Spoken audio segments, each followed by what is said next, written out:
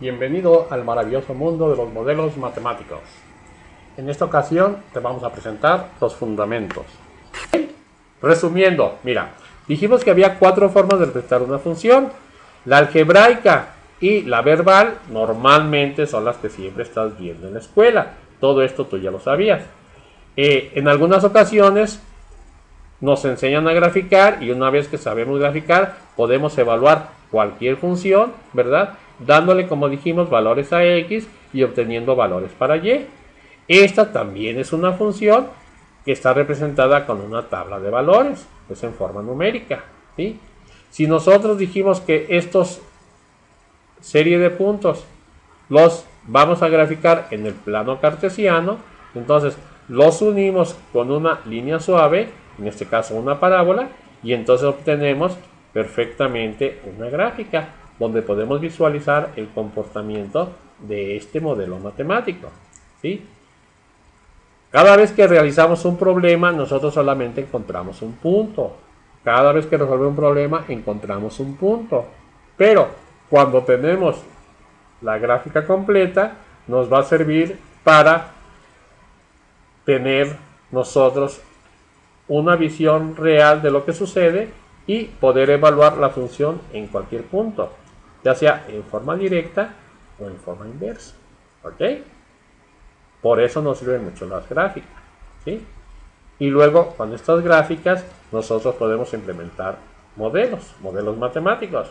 Pero, al usar el programa Graph, nosotros ese modelo matemático lo estamos convirtiendo en un modelo programable con el cual podemos inclusive hacer animaciones, no solo resolver cualquier problema que tenemos presente. Es un camino un poquito más largo, pero al final es más efectivo y es mucho más rápido cuando necesitamos resolver una gran cantidad de problemas. Bien, ok, entonces nomás vamos a resumir cómo vamos a trabajar con este programa que se llama Graph dentro de los modelos matemáticos que están realizados ya con el programa. Fíjate bien, nosotros decimos que en el eje de las x corresponde al dominio de la función. En este caso, nosotros solamente ocupamos una parte de la función y a este pedazo del dominio, a esta parte del dominio, le vamos a llamar intervalo.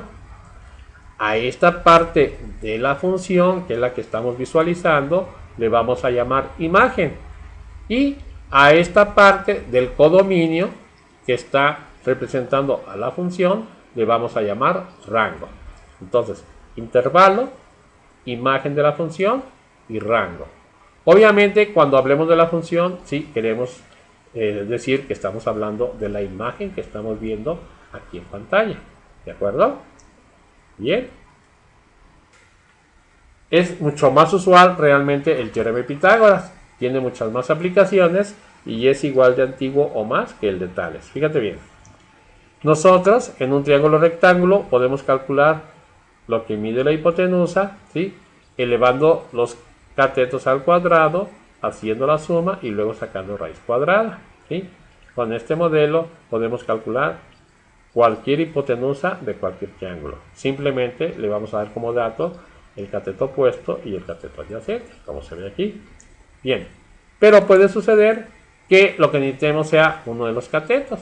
Entonces, el cateto que no conocemos lo vamos a manejar como cateto opuesto y ahora al cuadrado de la hipotenusa le vamos a restar el cateto que ya conocemos elevado al cuadrado, ¿sí? Al hacer la operación, una vez que tenemos la diferencia, sacamos raíz cuadrada y en ese momento obtenemos el cateto opuesto, ¿sí? Que sería el que nos faltara. Bien, ahora bien, con solamente el teorema de Pitágoras no es suficiente para resolver un triángulo rectángulo completo, ¿sí? A veces nos va a tocar también, necesitamos conocer los ángulos, ¿sí? Para eso vamos a manejar, en este caso, las razones trigonométricas, que más bien se pueden determinar o decir que son funciones circulares. Tenemos entre ellas lo que es el seno del ángulo θ, el coseno del ángulo θ y la tangente del ángulo θ. Siempre el ángulo de referencia va a ser este ángulo θ.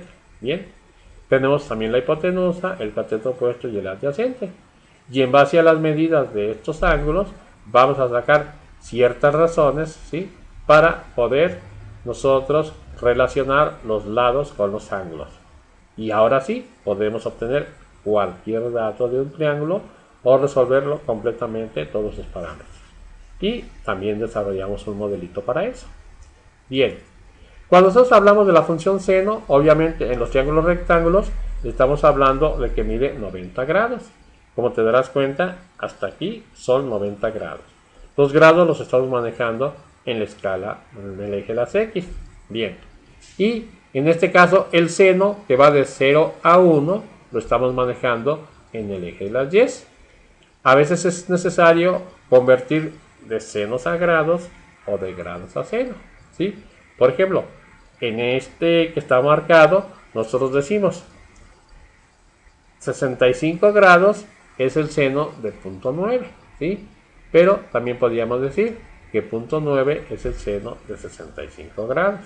Bien, ahora, si tenemos 20 grados, nos vamos hacia arriba y vemos que el seno es punto 35. Si nosotros tenemos que el seno es punto 5, nos vamos hacia acá y vemos que el ángulo mide exactamente 30 grados. De tal manera que una función la podemos usar en forma directa o en forma inversa, ¿sí? Teniendo la gráfica nos va a auxiliar mucho y nos va a ahorrar estar checando las tablas, porque en forma visual podemos ver lo que estamos haciendo. Y es mucho más fácil y sencillo. Bien. Ahora, nosotros podemos definir las funciones circulares en base a un círculo unitario. En este círculo unitario nosotros podemos ver cómo aquí se convierte también en un triángulo rectángulo. Nada más que es más práctico en el círculo unitario porque la función va a dar vueltas alrededor como lo hace este punto.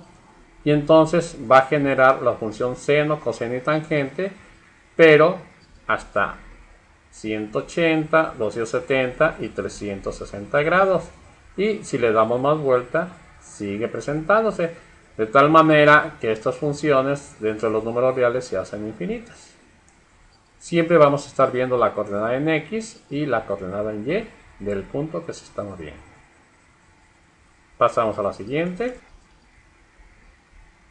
Ahí está. Para que veas cómo se va moviendo y cómo cambian las coordenadas. Este es el punto terminal, ahí está. ¿Sí? En radianes, naturalmente. Bien. Volvamos a una cosa básica que son los ángulos. Los ángulos nosotros habíamos aprendido a medirlos en grados, pero ahora los vamos a medir en radianes, precisamente para determinar mejor estas funciones. Y aprendimos también a hacer la conversión de radianes a grados y de grados a radianes. Aquí lo podemos ver en forma gráfica, como decimos que 3 radianes es igual a 171.88 grados, ¿verdad? Aquí lo podemos ver. Un radián es igual a 57.2957 grados. Mientras que 20 grados es 0.35 radianes. Ahora, si echamos a andar el punto, vamos a ver cómo se están realizando las conversiones. 1.2 radianes, 1.4, 1.6. ¿sí? Y aquí tenemos los grados que se están generando. Ok. Bien. Como veis, es muy práctico trabajar con un modelo. Ahora, aparte de las funciones, otra cosa que debemos conocer muy bien de los fundamentos es los vectores.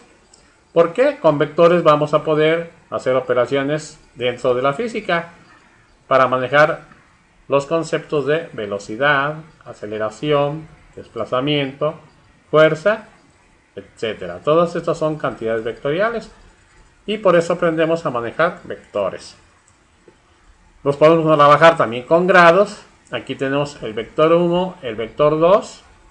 Este mide 197 newtons, representa una fuerza y el ángulo son 15 grados. El vector 2 mide 350 newtons y está a 57 grados. Si sumamos los dos vectores, nos da un vector resultante, que en este caso mide 513 newtons y el ángulo está a 42 grados. Chequemos. Bien, podemos hacerlo también con radianes, ¿sí? Nosotros aquí tenemos el vector 1 de 40 unidades y el vector 2 de 70 unidades, 1 y 2. Ahora, cuando hacemos la suma, ¿sí?, nosotros tenemos una resultante en X y una resultante en Y, que aquí las podemos identificar, la horizontal y la vertical. Y finalmente el vector resultante es de 97.6, es el rojo, y el ángulo es 0.789, pero en este caso el ángulo lo estamos midiendo de este lado. Y en radianes. En este ejemplo nosotros podemos ver que el vector 1 mide 40 a 2 radianes, que es este, y el vector 2 mide 30 a 3 radianes, ¿sí? Ahora, el vector resultante tiene como componentes 0.46 en X, negativo, y 40.6 en Y. Estos son los componentes rectangulares de este vector. Ahora, precisamente para poder pasar de un sistema a otro, nosotros aprendemos a hacer las conversiones de la forma polar a forma rectangular y viceversa. De todos modos, aquí tenemos las ecuaciones y nuestro modelo funciona tanto de aquí para acá como de aquí para acá, o sea, de ida y de regreso. Como ves, los modelos tienen muchísimas aplicaciones y en los siguientes videos te vamos a ir diciendo cómo desarrollar cada uno de los modelos ya en el programa para que veas. Y si necesitas más información, aquí tienes nuestros datos. Gracias por tu atención.